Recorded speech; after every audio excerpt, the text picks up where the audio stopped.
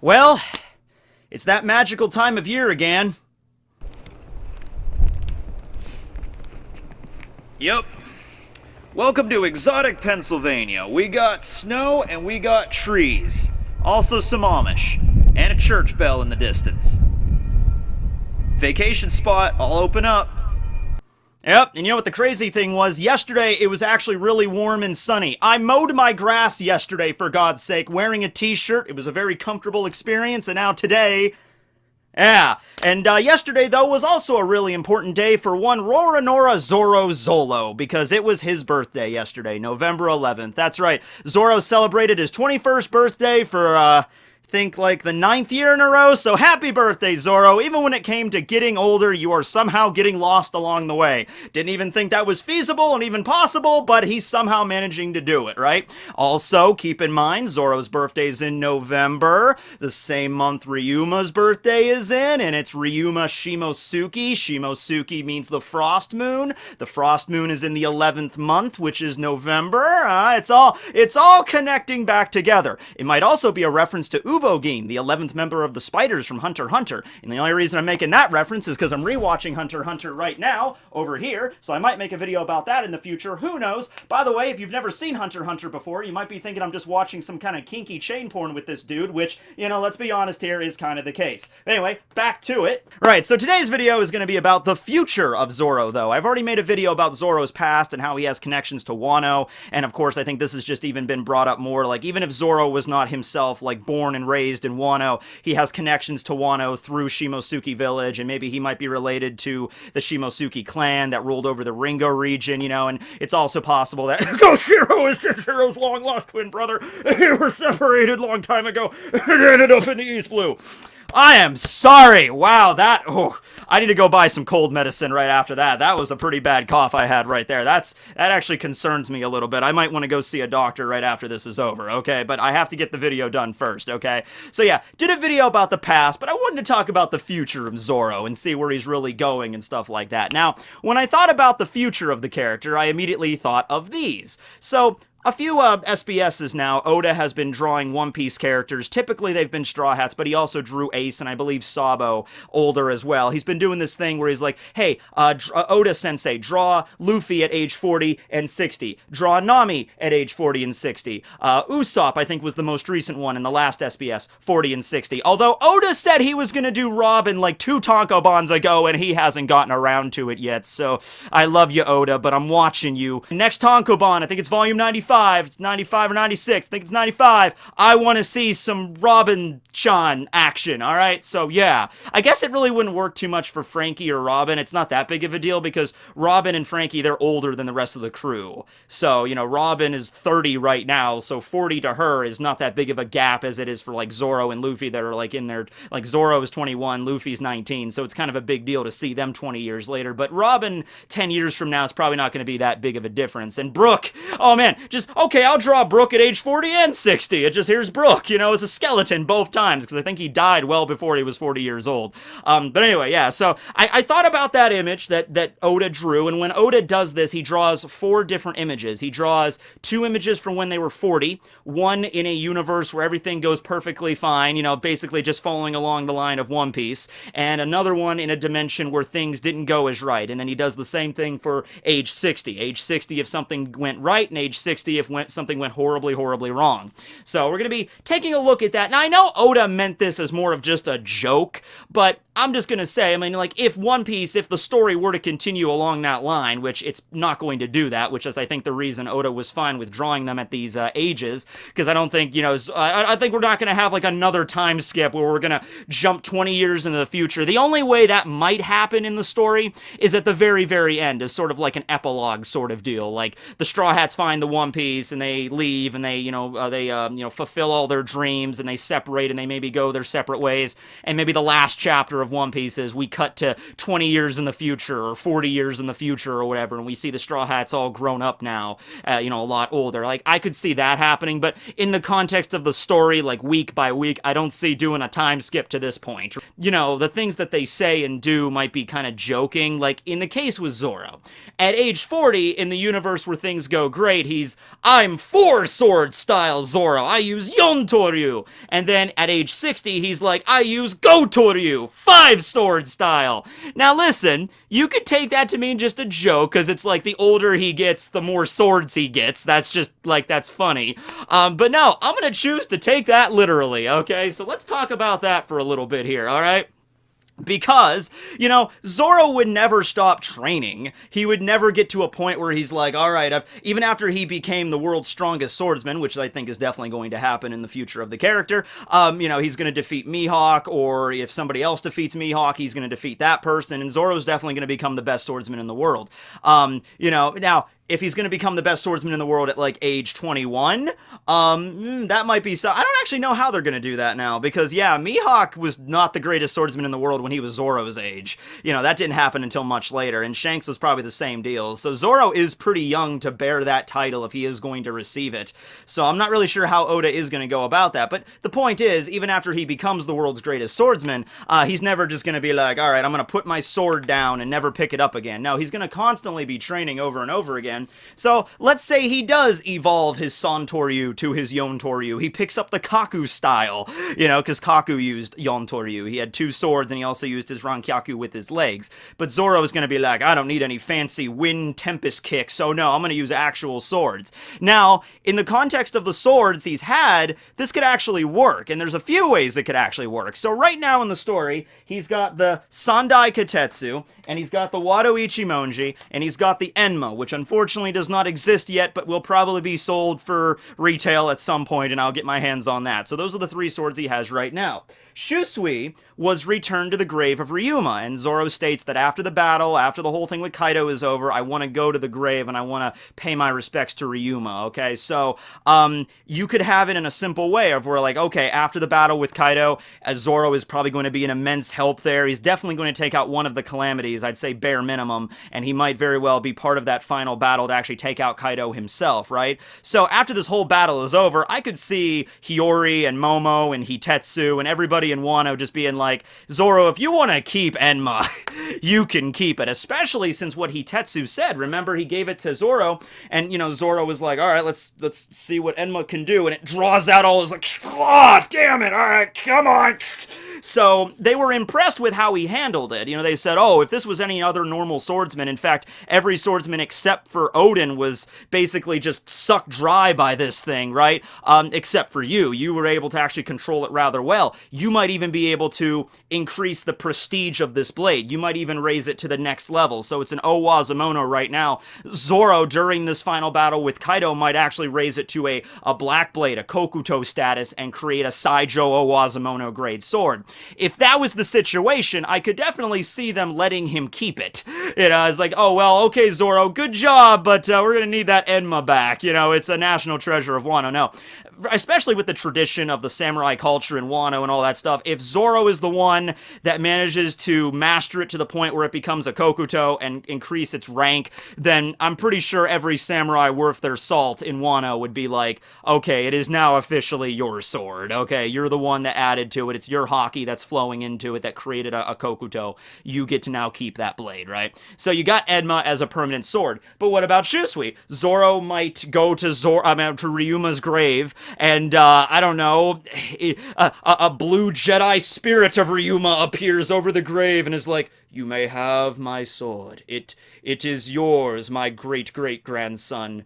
I guess in the case with Ryuma and Zoro, that's like a 400-year gap. It would be like great-grandson, yeah. And then Zoro would be like, oh, cool, thanks, Grandpa. And then you have 4 swords. 4-sword style Zoro. Now, here's the question. Where's he going to keep the 4th sword?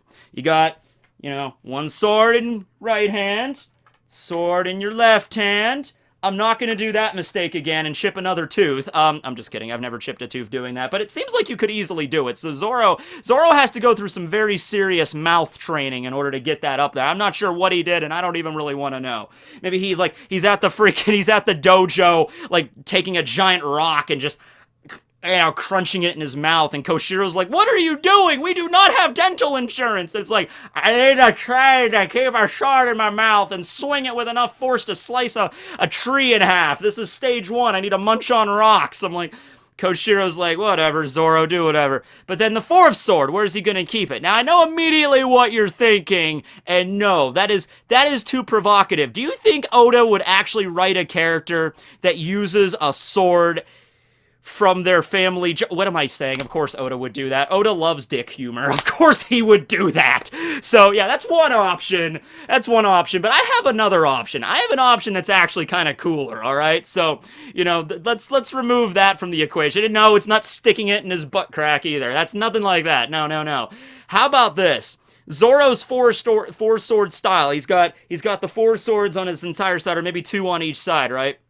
So whenever he uses Yontoryu, he does his regular Santoryu first. He does the 2 swords in the hand and the 1 in the mouth, and he goes to attack the enemy, but he's so dexterous with how he uses his swords at this point with his training, he can just cut you and then take another sword, and the other sword, the 4th sword, is always kind of floating around in the air. Like he's like doing this crazy juggling act or something where he's like slashing you with his sword, and then like his, freaking 4th sword is up in the air, and he like lets go of the Wano and grabs the 4th sword and slices and grabs the Wano, and then he's spitting out the sword and grabbing it, and he's constantly, at all times, he has 3 swords in his hand and in his mouth, but at all times also, there's a 4th sword just kind of dancing up in the air, and every time it comes back down, he grabs that, throws another one up, and just keeps this juggling act going, all the while just, slamming into an opponent and slicing him up the whole way. That would be a lot cooler, in my opinion. Now, yeah, that 4th sword could be Shusui in this case, okay? But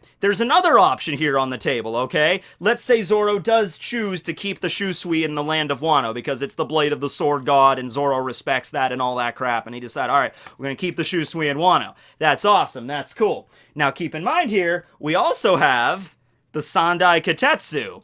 And the Nidai Katetsu is currently in Wano.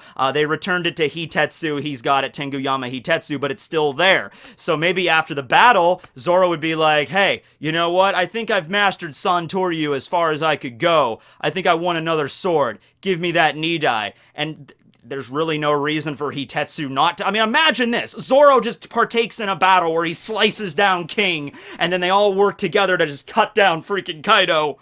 And it's just, the dragon falls out of the sky. Zoro walks up to Hitetsu and is like, I want that Nidai. You think Hitetsu's gonna be like, oh no, I'm sorry, I can't give you that one. It's like, yes, Zoro-senpai, please teach me how to be awesome. Maybe someday on my day off.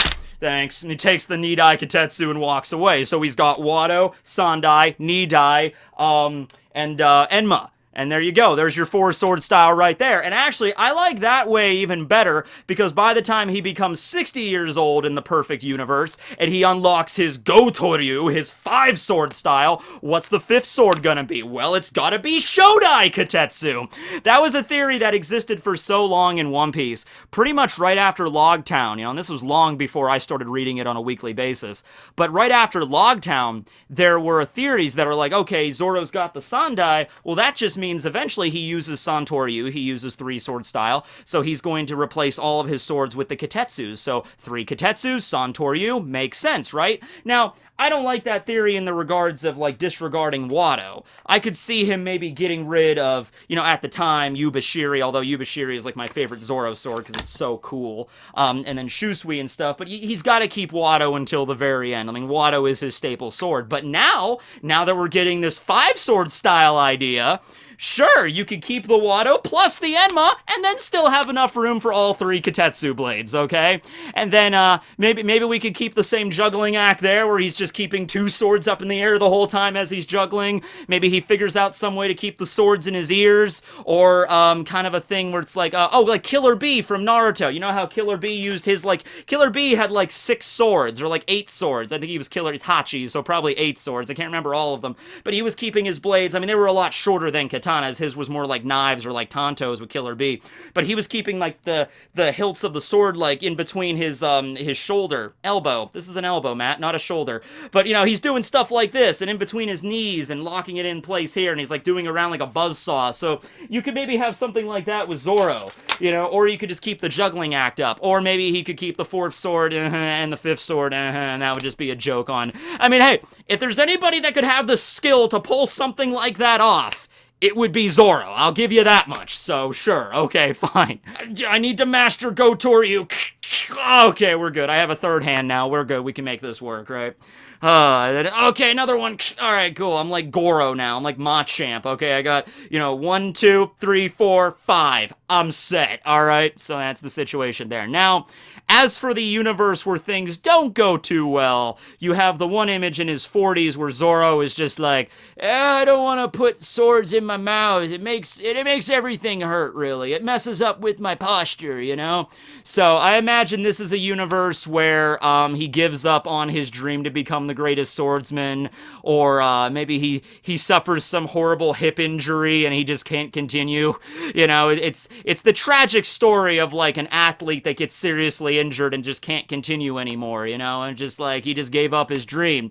And then when he's age 60, he's like, I'll gladly bow down in front of you just to get some money. So he's like literally a homeless man at this point. He's like, the big moment at the end of the post-war arc right before the time skip where he's kneeling below, under Mihawk, the guy that he wants to defeat, the person that he wants to, defeat and take the title of best swordsman in the world. That's his goal. He's bowing to that guy to train him so, he could help Luffy. He's willing to disregard his own dream for Luffy's sake, and that's kind of referencing that moment where he's like, he's sitting there out behind the freaking 7-Eleven in a dumpster. He sees somebody walking out, and he's like, hey, excuse me, sir, excuse me, I'll gladly bow down before you and become your student if you give me 5 cents so I can go and trade it in for some... And at that point, the guy is just like, okay, here's some money, old man. I'm just gonna walk to my car now. Okay, so that was just a reference from the SBS. All right, so that I found was pretty funny. But no, seriously, now what about the future of the story, like after Wano and beyond? Like, what's gonna happen after that point? We're not talking like decades in the future yet, okay? So after Wano, I think it's pretty clear he's gonna keep Enma at least, and he's going to change Enma over into a Black Blade. Now, whether or not that immediately evolves it to a Saijo O Wazamono stage is anybody's guess. Hitetsu did not actually say you can evolve the sword from an O Wazamono to a Saijo. He didn't actually use Saijo as the term. He just basically said you can increase its prestige. So he could have just meant that, like, you could turn it into a Black Blade, and that would increase its prestige. Okay, so he could have meant that. But, well, whatever Hitetsu meant, I think it was perfect foreshadowing for what he was actually going to do. So it's like, okay, so Zoro's going to have at least Enma maybe as a Black Blade at the end of Wano. And I think this is going to kick off sort of like a sub-quest thing for Zoro throughout the rest of the story, where he's going to turn his Wado and all of his blades into Black Blades. I could actually see that, because Zoro is... You gotta look at him like, alright, yeah, he's not the best swordsman right now, but he's definitely going to be. And, Mihawk's the best swordsman, and he's got 1 Kokuto. Zoro might get all 3 Kokutos, and that's his style. Mihawk uses 1 blade, that's his style. He doesn't do Nitoryu or whatever, he uses Itoryu. 1 sword style, that's it. Zoro has something different, so it would make sense for him to have all 3 Black Blades. And also, just going on this logic, if Zoro did succeed in turning Enma into a Black Blade, why wouldn't he be able to turn his other swords into a Black Blade either? If he did it with Enma and he learned the mechanism of how it worked, granted, Enma is a little bit of a different kind of sword where it actually draws out the hockey, so makes it maybe a little easier there. But even so, I think if Zoro turns, it into a black sword, he would know right away, like, all right, that's what I need to do with it, and he would train with Wado and the Sandai in the same way. The Sandai, I can actually kind of see this reaching the end of its lifespan, because he's had this for so long. The Sandai might actually end up getting broken. Like, he might go up against Kaido, right? And Kaido's got, ridiculously strong skin, like, even more so than freaking Big Mom. Like, only Odin was able to slice up Kaido. So maybe Zoro, he takes out Sandai to kind of slice Kaido, and the thing just shatters into a million pieces. And he's like, holy crap. And he's like, he has to use the Enma, and it's the only thing that's going to be capable of slicing Kaido. He tries Sandai and it breaks. And then after the arc, that's when he gets the Nidai as a replacement for the Sandai. Because I mean, the 5-sword style thing aside, I don't see Zoro having all 3 Katetsus, by the end of, like, by the time they reach Laugh Tale or whatever. I don't see that happening. So I think it would be better for him to trade in the Sandai and upgrade to the Nidai Katetsu. Or rather, it's like, even though the Sandai breaks, kind of the same thing that happened with Yubashiri at Thriller Bark. Zoro doesn't just throw it away. He, buried it at, Thriller Bark, and he gave it a funeral and everything, and he respected his sword. I could kind of see the same thing with the Sandai and be like, the Sandai broke. It journeyed with me for all these years and served me well, and he gives this over to Hitetsu, because Hitetsu was the one that actually forged the Sandai Katetsu, and he gives it to him. I guess maybe he could reforge it. Maybe it's like, I could melt it down and reforge it into another blade, or if he can't do that, he'd be like, I would put this blade to rest, and in exchange, I will give you the Nidai, the creation of one of my masters, the Nidai Katetsu. If you've been able to, hold the Katetsu, the Sandai, I think you can wield the Nidai, right? And then that might, extend to the Shodai later. You know what? Let's talk about that as a tangent, and this is going to be really quick, but, there's a lot of stuff going on at Marie-Joie. Do you see the Straw Hats going to Marie-Joie? Because they would have to do some pretty big backtracking in order to do that. Like, I'm not saying it's impossible, I'm just saying, like, they'd have to backtrack all the way back to the beginning of the freaking New World at the Red Line. Then they'd have to figure out some way to get up to Marie-Joie, which is a feat in and of itself.